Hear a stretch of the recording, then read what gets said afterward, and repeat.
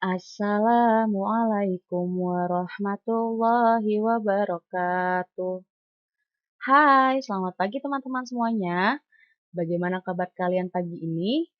Semoga kalian semua dalam keadaan sehat dan tetap semangat ya. Bertemu lagi dengan Ustazah di pembelajaran tematik, tema 4 tentang mengenal berbagai jenis pekerjaan,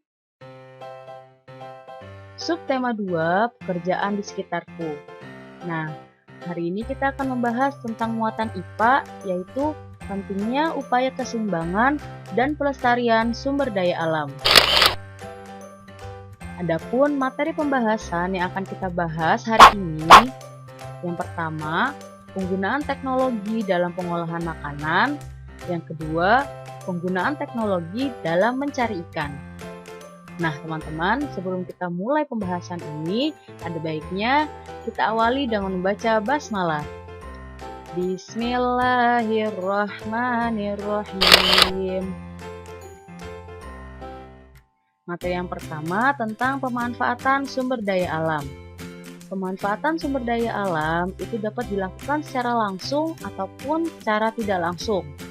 Contohnya, jika kalian di rumah ada pohon, ya, dan pohon tersebut sudah berbuah, maka buah tersebut bisa kalian langsung petik dan kalian langsung makan tanpa perlu adanya proses pengolahan. Ya, itu yang namanya dilakukan secara langsung ya. Adapun pemanfaatan secara tidak langsung itu memerlukan proses pengolahan terlebih dahulu. Contohnya kayu itu harus diolah terlebih dahulu agar bisa berubah menjadi kursi yang dapat dimanfaatkan oleh manusia.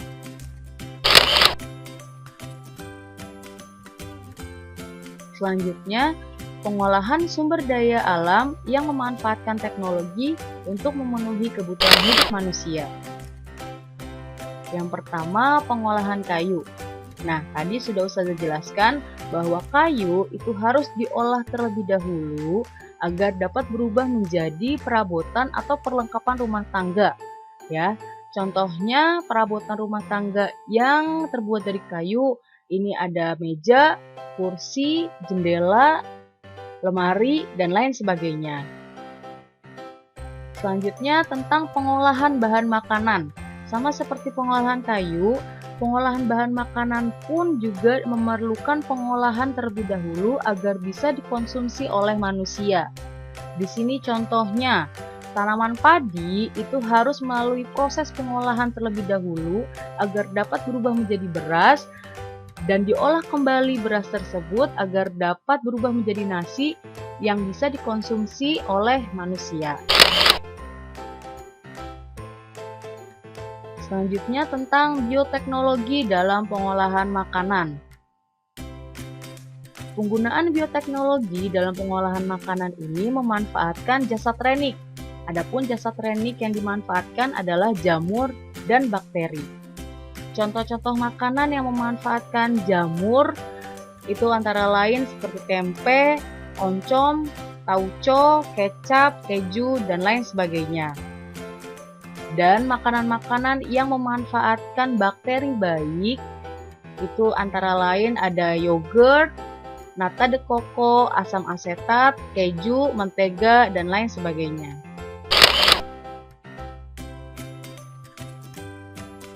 Selanjutnya tentang teknologi pengawetan makanan. Yang pertama adalah pengasinan.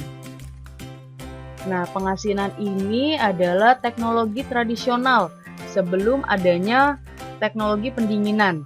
Ya, jadi orang-orang terdahulu itu menggunakan garam untuk mengawetkan makanan mereka. Biasanya itu ada ikan, biasanya itu ada di ikan sama di telur atau di sayur, ya. Contohnya ikan asin, telur asin, ataupun sayur itu biasanya ada kimchi, yaitu melalui proses pengasinan. Selanjutnya ada proses pengalengan, ya. Makanan-makanan ini disimpan atau dikemas dalam bentuk kaleng sehingga hasil makanannya itu lebih lama awetnya, ya, bisa dikonsumsi lebih lama. Terus yang ketiga yaitu proses pembotolan ya, atau teknologi pembotolan. Nah, teknologi pembotolan ini biasanya memanaskan makanannya terlebih dahulu untuk membunuh mikroorganisme. Lalu makanan tersebut disimpan di dalam botol yang kedap udara sehingga awet untuk beberapa tahun. Yang keempat, penggunaan bahan pengawet. Penggunaan bahan pengawet ini sudah banyak digunakan di produk-produk kemasan ya. Penggunaan bahan pengawet ini bisa menggunakan bahan pengawet yang dari bahan kimia ataupun secara alami, bahan alami ya. Terus yang kelima itu ada teknologi sterilisasi ya. Teknologi sterilisasi ini biasanya prosesnya itu memusnahkan terlebih dahulu mikroorganisme pada makanan dengan cara memanaskan sampai temperatur suhunya itu minimalnya 121 derajat sampai 1000 derajat Celcius selama 15 menit sehingga makanannya itu awet jika disimpan untuk jangka waktu yang lama.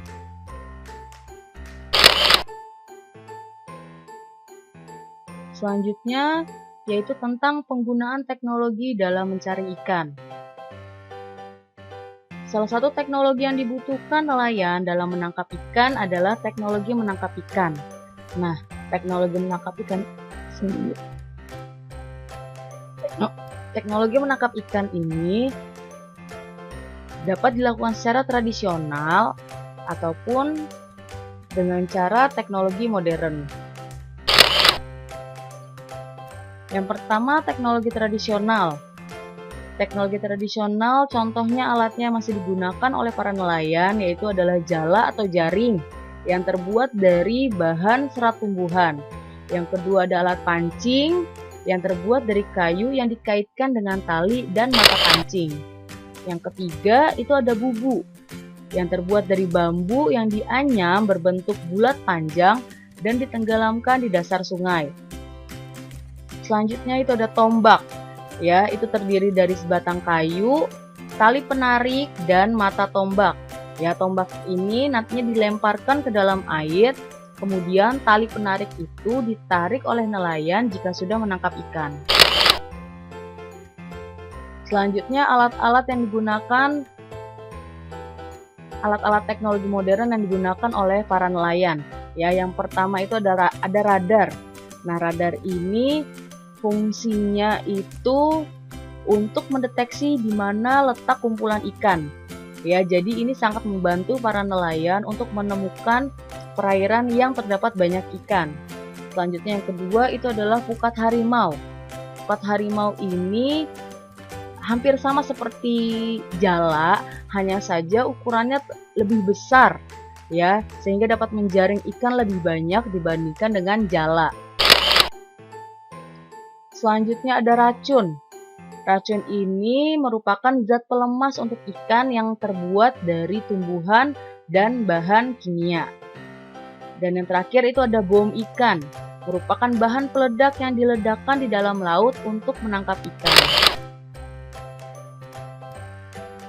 Nah, dari alat-alat tersebut itu terdapat dampak positifnya dan dampak negatifnya dari kedua alat tersebut, baik itu teknologi tradisional ataupun teknologi modern. Kita bahas dari dampak positifnya. Dampak positif dari teknologi tradisional itu yang pertama, jelas teknologi tradisional tidak merusak ekosistem karena alat dan bahannya itu ramah lingkungan. Ya. Yang kedua, bahan dan alat yang digunakan itu mudah didapat dari lingkungan sekitar dan pastinya harganya itu lebih murah dibandingkan teknologi modern. Adapun dampak positif dari teknologi modern, yang pertama itu hasil tangkapannya itu lebih banyak dibandingkan dengan teknologi tradisional. Kenapa? Karena tidak tergantung dengan cuaca. Yang kedua, menghemat waktu dan tenaga para nelayan karena menggunakan peralatan yang canggih. Adapun dampak negatif dari penggunaan teknologi tradisional dan teknologi modern antara lain yang pertama, teknologi tradisional ini hasil tangkapannya lebih sedikit karena bergantung pada cuaca dan arah angin. Yang kedua, menghabiskan waktu dan tenaga yang lebih banyak karena menggunakan peralatan yang seadanya atau yang sederhana, ya. Sedangkan dampak negatif dari teknologi modern itu yang pertama dapat merusak lingkungan jika dilakukan secara berlebihan, terutama merusak ekosistem di bawah laut, ya. Terus yang kedua, menghabiskan biaya yang cukup besar karena sebagian besar alatnya ini digunakan dan dibuat oleh pabrik.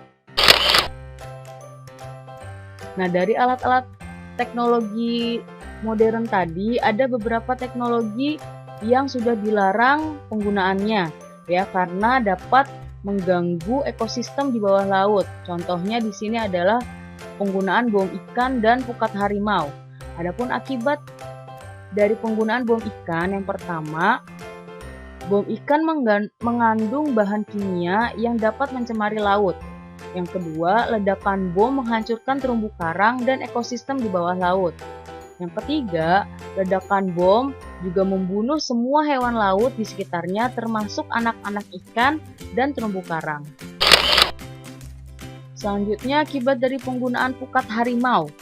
Ya, yang pertama, pukat harimau karena ukurannya besar dan berat itu dapat merusak terumbu karang dan ekosistem laut. Yang kedua, hewan laut lainnya itu ikut terjaring sehingga jumlahnya itu semakin berkurang atau punah. Yang terakhir, anak ikan juga ikut terjaring sehingga dapat mengganggu kelestarian berbagai jenis ikan.